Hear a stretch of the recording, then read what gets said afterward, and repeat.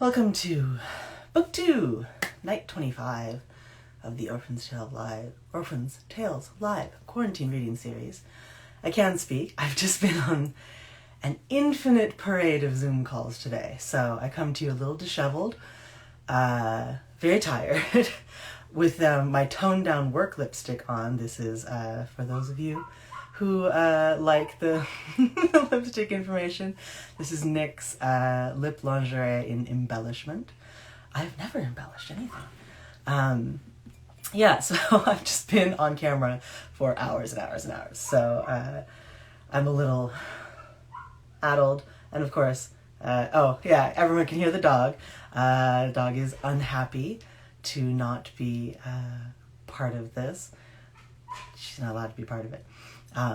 She'll stop eventually. She's in a cone of shame at the moment, so she's just extremely unhappy on every level.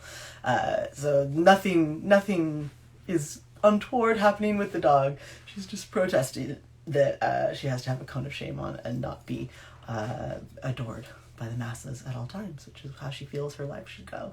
It's how we all feel our lives should go. And then there's also a debate tonight that I'm super nervous about. So I'm just like, and I haven't eaten. I forgot to eat while I was on all those Zoom calls.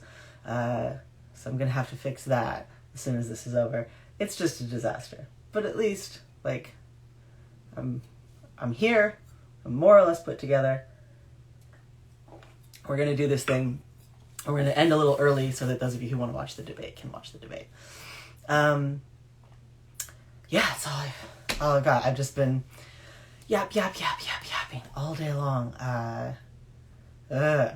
So let me do my intro, and we'll get right into it. For legal reasons, as always, this is not an audiobook of The Orphan's Tales. This is a play. You can find music based on these books at sjtucker.com. You can get copies of them at your local independent bookseller's web portal. Please support them. Amazon will be fine. Many of them will not. If you'd like to support mine, it is printbookstore.com in Portland, Maine. You can find me on Twitter, sinking my head in my hands most of the time. You can find me on Patreon and subscribe there and get tons of goodies every month. There's about 15,000 words of original, fresh writing that goes up there every month, and much more than that of photos and other things. So it's a good deal, and we'll have a new essay up there shortly. You can ask me questions when the reading is over, but it works better if you think of them while I am talking, particularly this time since we're in a bit of a rush, so that there's no dead air when we finish. And you can catch up in the archive, which is Catherynne Valente Live on YouTube. If you are so moved, if you would like to, you can put something in the tip jar, toss a coin to your witch. The tip jar is on my Instagram profile, on my YouTube profile, and on my website, which is CatherynneValente.com. Times are very tight and gross and awful for freelancers. And also we have to replace our roof. So, because 2020 just, from the micro to the macro just sucks all the way down. So yeah, our roof is rotting through in a point and we have to replace the roof. So that's cool. Homeownership is real fun. And yeah, thank you so much to Richard, who tipped me last week. You are a hero of the people and a prince among gentlemen. Thank you so much. It is deeply, deeply appreciated, and you are a kind, kind man. And I will thank anyone who does tip me on the stream. All right, let's get right into it. We left off in the middle of, not in the middle, very, very much toward the end, as Sleeve and Solace are running about trying to find out what it's proper for a girl to do. So let's go. The grate was small, and it led into a darkness without depth, but I was little then. I could wriggle through the bars, and darkness was darkness, and could not hurt me. Lantern taught me that, blazing as he did against the fears of any crawling shadow. Come with me, I said to my spider, who hovered around the copper bars and looked suspiciously into the murk. No, said Sleeve slowly, shaking her head. This is where the dancing master lives. There is another entrance by Simeon's knee, but that is farther. I thought this one best, and I brought you, but I know very well how to dance. I shrugged. I was not very concerned. I walked into the dark with a straight back. The mud was warm on my feet, and as I descended, the air became cooler and cooler, and the ceiling higher and higher, until I knew I was nowhere near the opera house any longer, and even if I put my arms straight overhead, there was nothing above me but dark air, swirling and thick. At last the mud slackened, and a real path hardened beneath me, lit by a sudden bank of torches which burned low and sullen on the walls. Wider and wider the path grew, until it opened into a vast vault, whose stone walls vanished into bronze domes arching up and up and up, spangled with painted dolphins with intricate eyes, and faded white stars near the peaks of the many domes. The sides were scored with ancient watermarks, ascending the walls like the rings of a tree. At my feet was a maze. It was low and small and intricate, but no challenge at all, really, for you could jump over any of the walls as easy as you please. The tallest came up to my waist. They were made of rock and bone, the little walls, Ajanab's familiar red rock, with chicken bones and duck bones and common gull bones pressed into the sharp corners. It angled off into the distance, over the entire floor of the vault, polished bones glinting in the firelight. These used to be cisterns, came a voice like footsteps echoing in a marble hall, when Ajans cared to worry about such things as sieges. There was once enough water here to keep the city drinking tea well into any war, slurping at their scarlet cups while the army outside ate itself into defeat. You used to be able to put your ear to the street and hear the gentle sloshing of the dark water. It was a comforting sound for so many people. Now it is empty, all drunk up. No one thinks about sieges anymore. I looked, but could see no one. I began to step over the first wall of the maze, and almost stepped on them. At the entrance to the maze was a pair of shoes. They were twisted out of the roots of cassia trees, curling wildly at the toe and the heel, the red roots snarling and looping like an embroidered hem. The scent of them was rich and dark and sweet, expensive cinnamon floating in a cup of black tea. Don't be afraid, the voice came again. I am for wearing. No one will punish you. I raised my foot to slip it inside and stopped. I'm supposed to learn to dance and find out what girls are meant to do the way a spider is meant to weave. Ah, but not all spiders weave. So your question is a bit foolish on the face of it, don't you think? I blushed. Sleeve wanted to know. Doesn't make any difference to me at all, I mumbled. As for dancing, there is nothing easier. Put your feet in my care. I am not called the dancing master for nothing. You are the dancing master. Of course. What else could teach so well as I? But I do not teach alone. This maze is laid out such that should you step through the correct path, by its end you will have learned the most extraordinary dance, such that any coronation would be proud to see at the height of its feast, such that any holy dervish would weep and call you his devotion. I think that is very strange. All things are strange, which are worth knowing. Come, I've asked a third time, step into me, and while you walk the maze, I shall tell you how a pair of empty shoes came to be at the bottom of a cistern. I lowered my foot and sank into the shoes, which were just my size, and felt like sudden fists seizing my feet. The tale of the cinnamon shoes. Attend to me, girl. I am your metronome. Keep to my voice, and I will keep your rhythm true. I see you go bare-shod. This is most likely extremely sensible. Shoes are no end of trouble for girls, that tribe you seek in the dark. How many have danced to death in slippers of silk and glass and fur and wood? Too many to count. The graveyards, they are so full these days. You are very wise to let your souls become grubby with mud and let them grow their own slippers of moss and clay and calluses. This is far preferable to shoes, which may become wicked at any moment. I seem to remember being a tree, a cinnamon tree.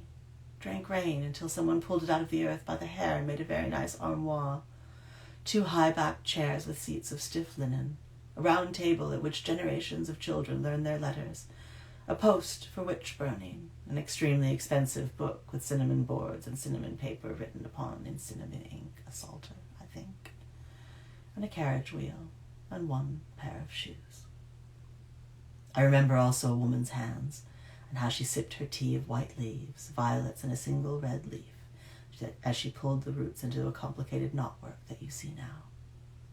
Her shop was pleasant and dusty, and I had very high company to converse with, any number of riding boots and dancing heels, their white pelts stitched with fine blue thread. But they were truculent beasts, and would not speak to the ragged cinnamon shoes.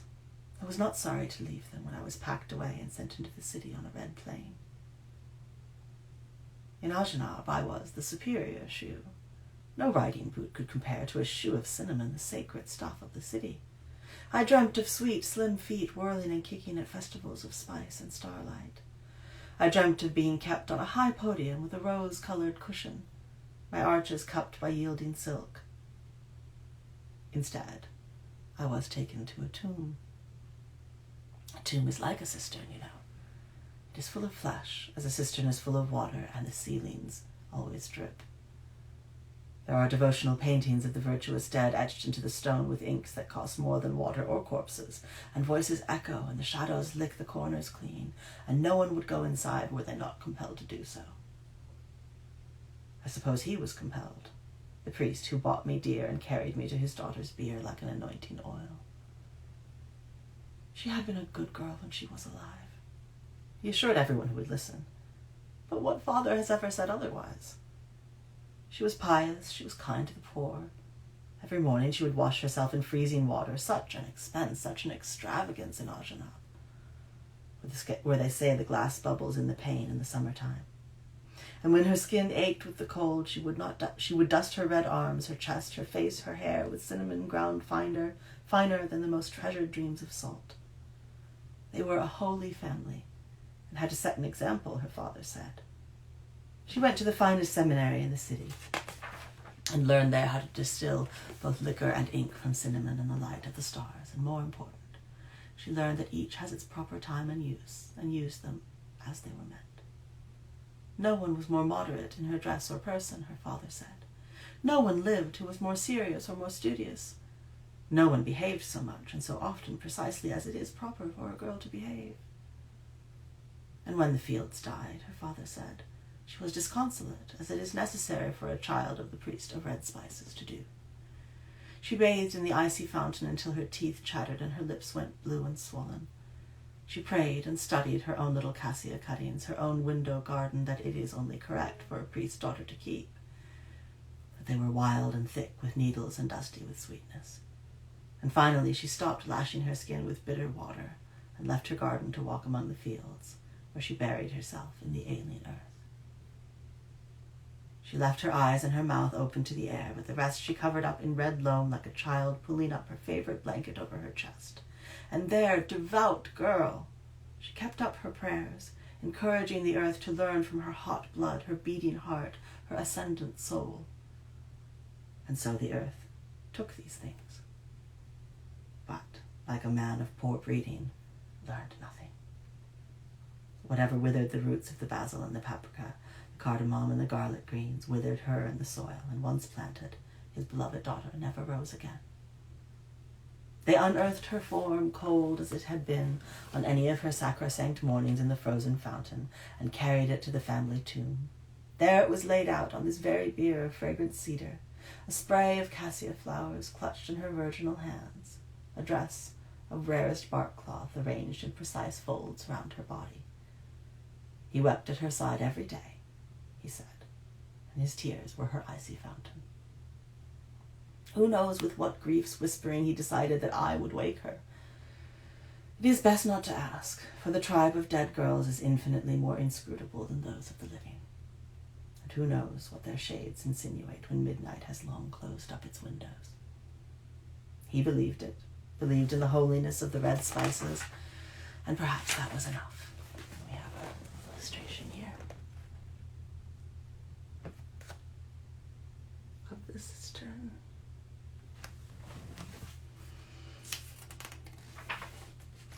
And so the cinnamon shoes were matched to the cinnamon girl and slipped onto her hard grey feet. The priest of red spices waited there at her side with held breath, his face reddening with hope and with need. I will not say she woke and threw her hard grey arms around her papa. I will not say he sang with joy and they danced a filial waltz around the tomb.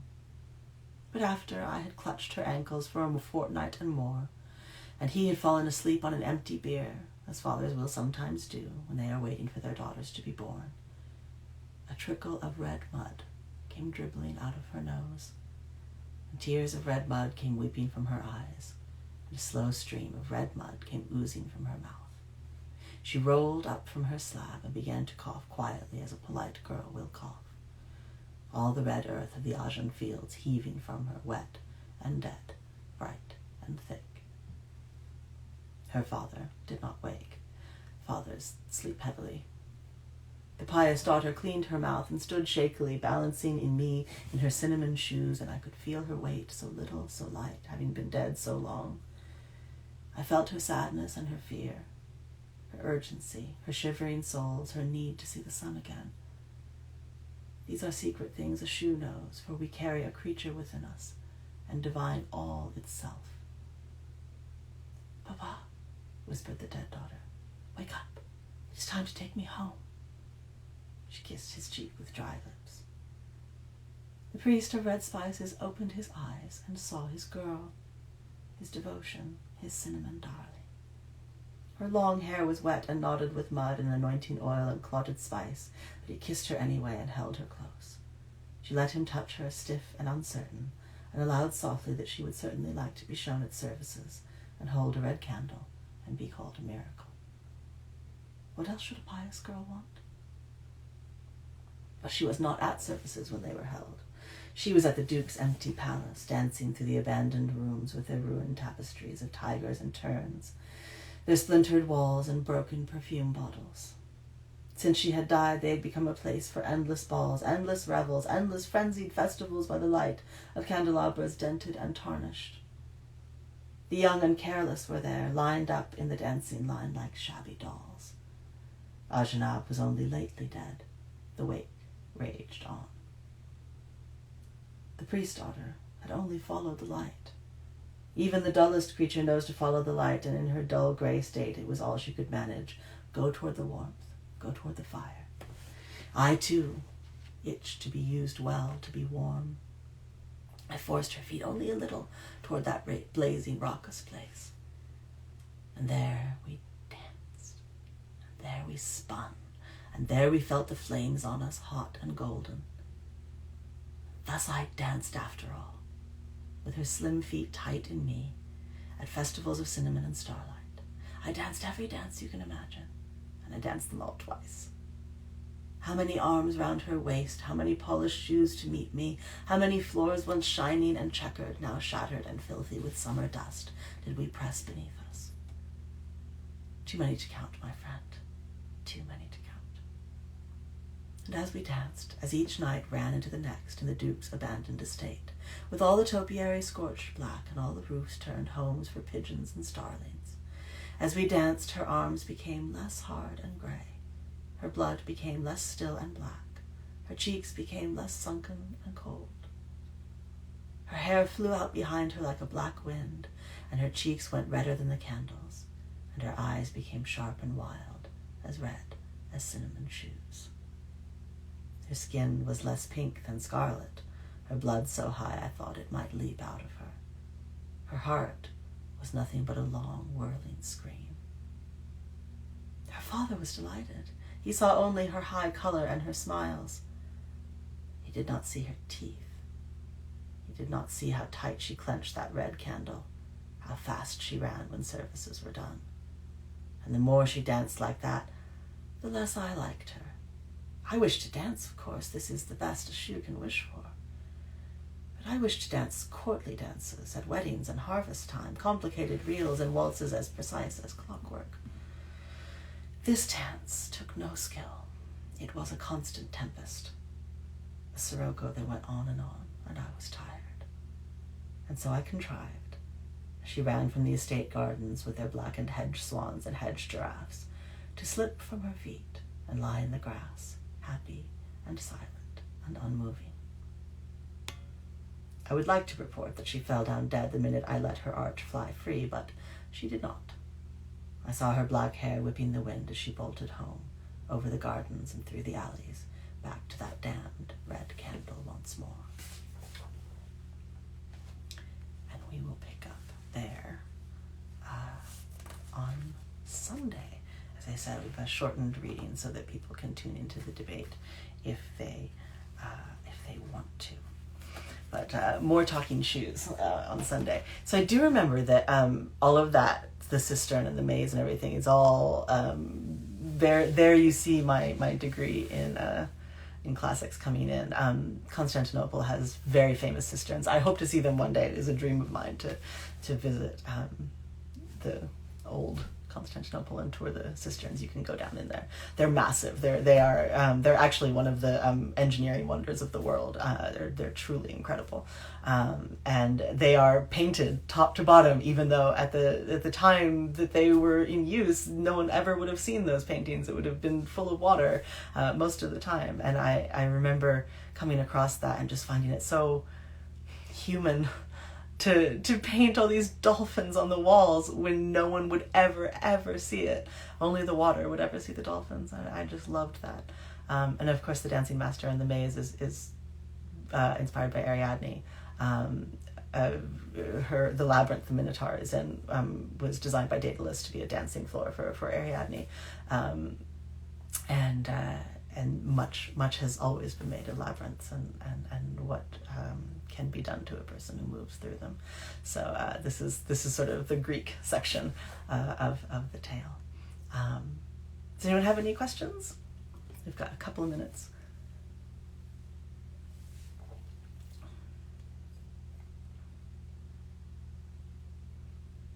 Okay, well, I will do my outro, and if you have questions, you can pop them up into the chat while I'm talking. This has not been an audiobook. This has been a play. You can get music based on these books at sjtucker.com. You can get copies of them wherever books are sold, but please patronize your local independent bookstores. Mine is printbookstore.com, and you can get copies there. You can find me on Twitter at Cat Valente. You can subscribe to my Patreon at Cat Valente, and you can catch up in the archive at Cat Valente Live on YouTube. And if you would like to contribute to supporting this reading series as well as the rest of my work and my sagging roof, you can leave something in the tip jar on my Instagram profile, my YouTube profile, and my website, which is CatherynneValente.com. I will thank anyone who does on the stream. It is deeply, deeply appreciated if you toss so much as a nickel in there. Do I have tips about where to learn more about Ariadne? I mean, honestly, a Google search will get you a lot, because that is it is not hidden knowledge at all. It is very you just got to get into sort of the B level of the myths rather than just the A level. So a quick Google search will give you a lot of sources to read. But I really have always found Minoan Crete to be very interesting, and that whole myth cycle of the Minotaur and Theseus and everything that's involved with it, Pasiphae and the bull and everything, that all dates clear back to before what we call Dorian Greek. Dorian Greek is what you think of when you think of ancient Greeks. The Dorians were the Greeks, but there were a lot of Greek cultures in that area before the Dorian invasion came along. The story of Hercules is thought to be one of the foundational myths of the Dorian invasion. So Minoan Crete is a culture that predates the Dorian invasion, and it is possible that Theseus is also a figure that is meant to represent this other culture coming in and taking over and ultimately kind of destroying what came before. And there's if you know about this and you study it, you can just sort of pick out the myths that have to do with it. Apollo kills Apollo kills the snake at the oracle at Delphi, and that's kind of thought to be about possibly the Dorian sort of patriarchal religion replacing the pre-existing matriarchal religion, which we don't actually know whether that existed or not. I can go on quite a long time about this, so I will try to keep it short. One of the biggest books about that matriarchal religion turned out to be based on a fraudulent source, so nobody really knows whether that's true or wishful thinking, but the Dorians did come in and screw everybody up and take over everything. So there is that entire Minos, King Minos's myth cycle that deals kind of with a lot of that stuff, and it's really, really very interesting. So I highly recommend looking into it. Have I read Circe by Madeline Miller? I haven't. Only because I know the story of Circe, and I'm sure she did a very good job. Everybody adores it, but I just haven't. My to be read pile is just huge. If my voice was a font style, what style would it be? That is a great question. I have no idea. I mean, I would hope it'd be one of the pretty ones, maybe Blackadder. I like to type. I like to compose in Cochin. That's 16-point Cochin is my preferred composition font. So maybe that. Were the Dancing Shoes a creation of Sophia? It's a creation of Immaculata's mother. Is her name Sophia? I don't remember. Might be. Don't think so. But it's the the tea girl was the daughter of the tea maker and the shoemaker. So it's the shoemaker from the tea maker and the shoemaker. I would totally watch a lecture series by you on myths and such like. That's actually not a bad idea. I would love to do it. And as you can tell, I do not need to have notes. It is right back there. It's just in me at this point, so it would take a lot of prep. So that's actually a really good idea, Andrew. I might just I know that when this series ends I will really miss this, so I'll be looking for something to replace it, and maybe we'll do something like that. Maybe we'll read other books, we'll see. But yeah, it's definitely one of the great loves of my life, hence having gone to all the trouble to learn Greek and get a degree in that. But yeah, I love all that. It's fantastic stuff. So maybe I have not thought of that before, but that's a brilliant idea. All right, I will let you guys get to the debate if you want to get to the debate, or just don't. Who knows? Thank you all so much for watching. You can you can drop that song recommendation into the comments on the video if you like Book Bard. And I will see you all on Sunday at 8:30 p.m. Eastern Daylight Time. Same fairy tale time, same fairy tale channel. Thanks so much, guys. Love you all.